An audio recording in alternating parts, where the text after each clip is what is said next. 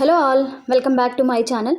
ఈరోజు వీడియోలో నేను మీతో ప్రాన్స్ కర్రీ ఈజీగా ఎలా చేసుకోవాలి అనేది షేర్ చేస్తున్నాను. బ్యాచిలర్స్ కూడా చాలా ఈజీగా చేసుకోవచ్చు. పెద్ద హడావిడి కూడా ఏముండదు. టేస్ట్ అయితే సూపర్ ఉంటుంది. సో మీరు కూడా ఒకసారి ట్రై చేయండి. సో నేను ఇక్కడైతే ఒక 1/2 kg ప్రాన్స్ని తీసుకున్నాను. సో వాటిని ఉప్పు పసుపు వేసి బాగా క్లీన్ చేసుకున్నాను. నెక్స్ట్ వచ్చేసి ఒక బాండీ పెట్టేసి దాంట్లో ఈ ప్రాన్స్ని వాష్ చేశాను కదా, ప్రాన్స్ మొత్తం ఆ బాండీలో వేసేసి ఉప్పు పసుపు వేసి ఒక్క చుక్క కూడా వాటర్ లేకుండా ఉండాలన్నమాట. అంతవరకు మనం వీటిని కుక్ చేసుకోవాలి.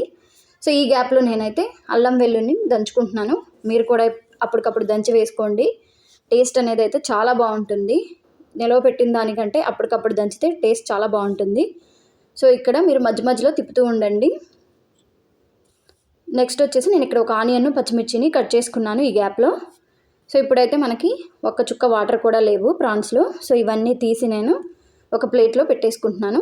ఏదైతే బాండీలో ఇప్పుడు నేను వీటిని కుక్ చేశానో సేమ్ అదే బాండీలో ఆయిల్ వేసేసుకొని హీట్ చేసుకుంటున్నాను. సో ఈ రొయ్యలన్నింటినీ ఒక ప్లేట్లో తీసి పక్కన పెట్టేసుకున్నాను అనమాట. ఇప్పుడు ఆయిల్ అయితే ఒక 3 టేబుల్ స్పూన్స్ దాకా యాడ్ చేశాను. సో అది ఇంకా మీరు తినేదాన్ని బట్టండి. కొంతమంది నాన్ వెజ్లో ఎక్కువ ఆయిల్ ఉంటే బాగుంటుంది అని చెప్పేసి యాడ్ చేస్తారు. నేను ఇక్కడ ఎంత కావాలో అంత క్వాంటిటీలో అయితేనే యాడ్ చేశాను. సో ఆయిల్ హీట్ అయ్యాక పచ్చిమిర్చిని వేశాను. సో పచ్చిమిర్చి కొంచెం ఫ్రై అయ్యాక ఆనియన్ని కూడా యాడ్ చేశాను. సో ఈ ఆనియన్ పచ్చిమిర్చి బాగా ఫ్రై అవ్వాలన్నమాట. సన్న మంట మీద పెట్టి చేయండి. హై ఫ్లేమ్లో వద్దు. లో ఫ్లేమ్లో పెడితే ఏంటంటే బాగా కుక్ అవుతుంది. పచ్చివాసన అది కూడా ఏమీ ఉండదన్నమాట. సో నేను ఇక్కడ కరివేపాకు కూడా ఒక రెమ్మ వేస్తున్నాను. బాగుంటుంది టేస్ట్. బాగా కలిపేసేసుకోండి. నెక్స్ట్ ఇక్కడ ఇందాక దంచి పెట్టేసుకున్నాను కదా అల్లం వెల్లుల్లి పేస్టు. సో అది కొంచెం యాడ్ చేశాను అనమాట. అది కూడా వేశాక కొంచెం సేపు ఫ్రై చేసేసుకోండి అన్నిటినీ కలిపి. అవి కొంచెం ఫ్రై అయ్యాక ఇందాక ప్రాన్స్ని మనం కుక్ చేసుకున్నాం కదా, సో వాటిని ఇప్పుడు యాడ్ చేసేస్తున్నాను. తర్వాత మన రుచికి సరిపడంత ఉప్పు వేయాలి.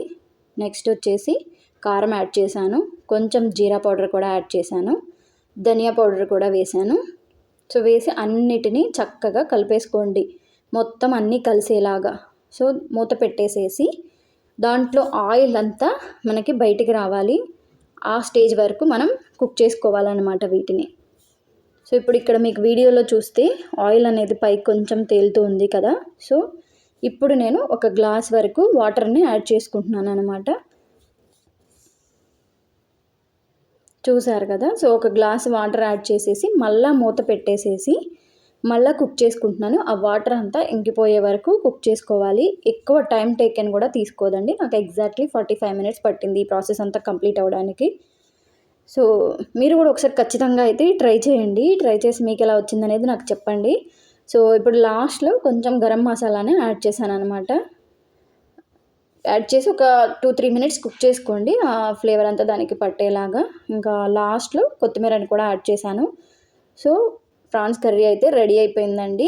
ఒకసారి మీరు కూడా ట్రై చేసి చూడండి, ఎలా వచ్చింది అనేది కామెంట్ చేయండి. నచ్చితే సబ్స్క్రైబ్ చేసుకోండి. Thank you for watching.